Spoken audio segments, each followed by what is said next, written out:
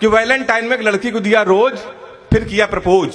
ये मेरा पहला था चांस, फिर उससे मांगा रिस्पांस, वो भी धीरे से मुस्कुराई, मेरे करीब आई, बोली मैंने तुम्हें मना किया तो तुम जल जाओगे, मैं तुम्हें जनता की तरह चाहूंगी पर तुम केजरीवाल की तरह बदल जाओगे। तमाम कारण है। मैं प्यार मोहब्बत से साहब बहुत दूर रहता हूं। प्यार मोहब्बत तो छोड़िए, मैंने आज तक किसी लड़की गौर से देखा तक नहीं।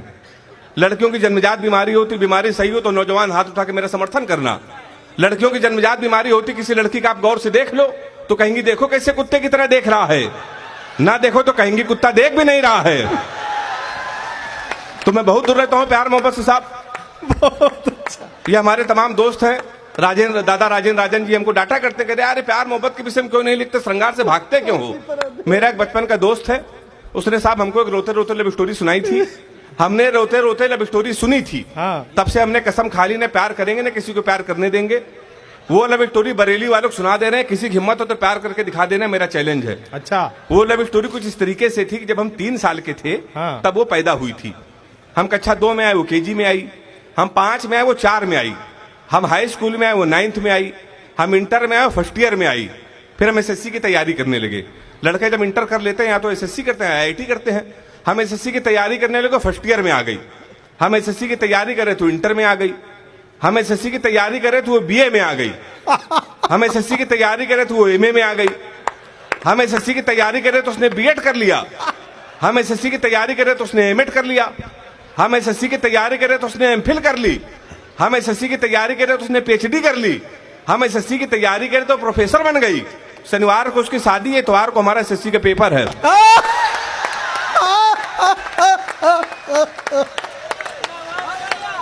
बेटा नाम तेरा हेमंत पांडे है ना, तो फिर तेरा ना होना। अब कोई शादी करके प्यार करके कोई दिखा दे। मैं तो हास्य कवि हूं, मैं बता चुका हूं। हम लोग साहब तो शादी बहुत मुश्किल में होती है। मेरे तमाम रिश्ते आए, पता चला लड़का हास्य कवि, रिश्ते वहीं से लौट गए। एक रिश्ता हमारे आया था, लड़की की माँ ने हमारी माँ से पूछा लड़का क्या करता, हमारी माँ ने कहा कवि है। बोले उनके पिताजी क्या करते हैं, बोले वो भी कवि। बोले उनके पिताजी, बोले वो भी कवि। बोले क्या घर में कोई इंसान नहीं है। रिश्ता लौट गया। 1 महीने बाद फिर एक रिश्ता आया, फिर लड़की की माँ ने पूछा लड़का क्या करता है, हमारी माँ ने कहा कवि। उन्होंने कहा शादी मंजूर। अच्छा, कवि के नाम से कई रिश्ते लौट गए थे, हमारी माँ ने कहा मंजूर क्यों। तो बोली जोड़ी बहुत अच्छी रहेगी, आपका लड़का कवि, हमारी लड़की पागल है। 1 महीने बाद फिर एक रिश्ता आया, लड़की के पिताजी आए, कहने लगे बेटा तुमसे 2-3 क्वेश्चन पूछेंगे, लड़कों का आजकल इंटरव्यू लिया जाता है। हमने कहा पूछिए। कहले तुम पढ़े लिखे कितना हो। हमने कहा अंग्रेजी से मैं क्या है, कानपुर में मैं अंग्रेजी का टीचर हूँ। बोले अंग्रेजी आती है, मैंने कहा धारा प्रवाह आती है। बोले अंग्रेजी बोल लेते हो, मैंने कहा बोल लेता हूँ। बोले एबीसीडी आती है। हम अंग्रेजी का टीचर हमसे पूछ रहे एबीसीडी आती है। हमने कहा आती है। कह रहे आती है तो छोटी एबीसीडी सुनाओ। छोटी, यहाँ तालियां आती हैं। तो हम कहाँ सुनाते साहब छोटी एबीसीडी। कहने के तुम अंग्रेजी में फेल। गणित आती है, हमने कहा आती है। कहने के 41 का पहाड़ा सुनाओ, हम उसमें फेल। कहने के आखिरी क्वेश्चन पूछ रहे हैं, बता दिया तो फाइनली परमानेंट कैंसिल। हमने कहा पूछिए। कहने लगे हिंदुस्तान में सबसे बड़ा कांड क्या हुआ। हमने कहा जलियांवाला बाग। बोले वेरी गुड, ये कब हुआ था। हमने कहा 1919 में। बोले इसमें हुआ क्या था। हमने कहा अंग्रेजों ने हमारे 1000 आदमियों को मार दिया था। हमसे कहने लगे सबके नाम और पते बताओ। तो हमारी वो शादी भी कैंसिल। फिर एक दिन हमारी शादी हो गई। ये हमारा मध्यम, मेरा मित्र छोटा भाई बारात आया था, प्रख्यात सभी लोग बारात आए थे। अच्छा। बिल्कुल सच्ची घटना दादा बता रहा हूँ आपको। भारत और पाकिस्तान का सेमीफाइनल मैच, पूरा हिंदुस्तान मैच देख रहा था, हमारी शादी थी। हमने पिताजी से कहा आज के दिन शादी ना करिए, पूरा देश मैच देख रहा, हमारी शादी कर रहे हो। नहीं माने, कर दी। भारत और पाकिस्तान का सेमीफाइनल मैच, हमारी शादी।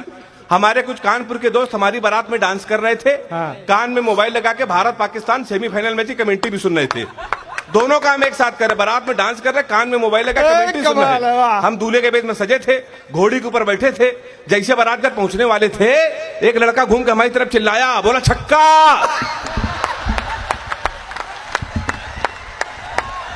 जिंदाबाद। हाँ बेटे, हाँ। हमने कहा कहां छक्का। कहने लगा विराट कोहली ने मारा है। तो हमने कहा कोहली ने मारा तो हमारी तरफ क्यों देख रहे हो। शादी के पहले दिन छक्का कह रहा और देख के हमको। हमने कब की मारे तो हमारी तरफ ना देखना। पता चला 2 मिनट बाद इंडिया मैच जीत गई। किसी ने खुशी के मारे घोड़ी के नीचे सुतली बम रख दिया। वो बम फटा तो घोड़ी भागने लगी, हम भी भागने लगे। हमने चलती घोड़ी से पिताजी को फोन मिलाया, हमसे बोले कहाँ हो बेटा? हमने कहा पिताजी भाग रहे हैं। बोले किसके साथ?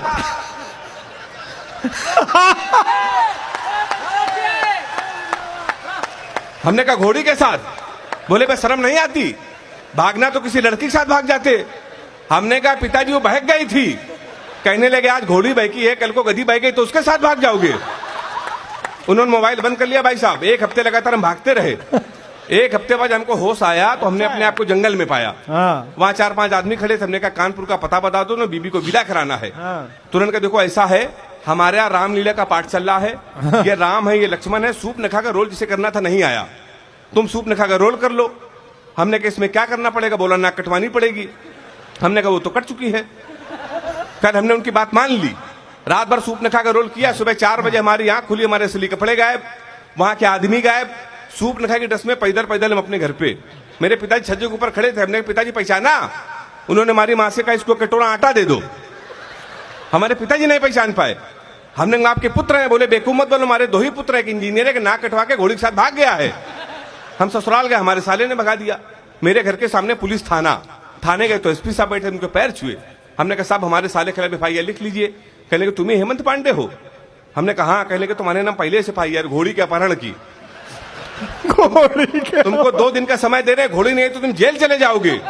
उत्तर प्रदेश का बड़ा व्यंग अगर एक टिप्पणी में कर दिया हो, आपको लगता हो व्यंग इसी तरीके से किया जाता हो, तो हाथ उठा के ताली बजा के बताना मेरा व्यंग समझ में आया। हमने उनका पैर छुआ। हमने कहा घोड़ी ढूंढ लाइए। कहने का पुलिस का काम है घोड़ी ढूंढना। हमने कहा ढूंढ लाइए। कहने का पुलिस के इतने बड़े अधिकारी घोड़ी ढूंढना है। हमने कहा SP साहब भैंस तो आप ढूंढ लाए थे। जिंदाबाद, वाह वाह, क्या बात है, बहुत अच्छे, बहुत अच्छे, वाह वाह वाह वाह, बहुत अच्छे, बहुत अच्छे। तो हमारी वो शादी भी कैंसिल। कुमार दादा को मुझे आशीर्वाद मिला, मेरे लिए तो इससे बड़ा सम्मान नहीं हो सकता। इस व्यंग पर आपने तालियां बजाई। इस व्यंग को सुनने के बाद देश के सर्वश्रेष्ठ संचालक और कवि ने मुझे आशीर्वाद दिया। एक व्यंग पढ़ना चाहता हूं, इससे अच्छा व्यंग कहां सुना जाता है। इस समय एक पीड़ा है पूरे देश में, एक विषय चल रहा है देशद्रोही देश बनाम देश प्रेमी। आजकल जब बच्चा पैदा होता है तो जान ही नहीं पाता कि देश प्रेमी कि देशद्रोही है, क्योंकि उसके पिताजी नहीं तय करते, नेता तय करता है। कड़वा व्यंग है। अगर आपने पास कर दिया तो हिंदुस्तान के मंचों पर नहीं पढ़ूंगा जहां पर मैंने पढ़ा है। सुनिएगा, ये कविता मैं दादा कुमार जी के चरणों को समर्पित कर रहा हूं। सुनिएगा। एक बार एक कवि सम्मेलन में कवि ने मुंह खोला, बिल्कुल शेर की तरह बोला। मजमे में जितने राष्ट्रभक्त लोग हैं वो भारत माता का जयकारा लगाएं और खड़े होकर 2 मिनट तक तालियां बजाएं। सभी खड़े होकर तालियां बजाने लगे, भारत माता की जय, भारत माता की जय, वंदे मातरम गाने लगे। तभी सामने बैठा एक शख्स ये सोच रहा था ये कवि किस तरीके से कवि सम्मेलन को चला रहा है, मंच को अपनी उंगली पे नचा रहा है। उसने दूसरी बार किसी आक्रामक व्यक्ति को बोलते हुए पाया, उसे कवि और देश के नेता में कोई अंतर नजर नहीं आया। उसे कवि और देश के नेता में कोई अंतर नजर नहीं आया। तभी इस कवि ने कहा शर्म नहीं आती, कवि पे तंज कस रहे हो, यहाँ देश की बात हो रही तुम बैठे हंस रहे हो। उसका जवाब सुनिएगा। अगर लगे पूरे हिंदुस्तान का ये जवाब है, पूरे हिंदुस्तान का दर्द है, एक कवि ने सलीके से कह दिया हो तो मुझे आशीर्वाद देना। उस कवि ने कहा शर्म नहीं आती, कवि पे तंज कस रहे हो, यहाँ देश की बात हो रही तुम बैठे हंस रहे हो। उसने कहा कवि जी मैं अपनी देशभक्ति का प्रमाण पहले देश को दिखा चुका हूं, मैं खड़े होकर ताली नहीं बजा सकता क्योंकि कारगिल के युद्ध में दोनों पैर कटा चुका हूं। मैं खड़े होकर ताली नहीं बजा सकता क्योंकि कारगिल के युद्ध में दोनों पैर कटा चुका हूं। हंस तुम पर नहीं, हंस तो उन पर रहा हूं जो लोगों को देशभक्ति का प्रमाण पत्र दे देते हैं। सत्ता की बात आती है तो आतंकियों से गठबंधन कर लेते हैं। इसलिए मेरे देश के नेताओं, भारत माता की जय रैलियों में नहीं, सीमाओं पे गाओ और देश को बताओ, देश सच्चे वादों से चलेगा, देश बातों से नहीं इरादों से चलेगा। बहुत अच्छा।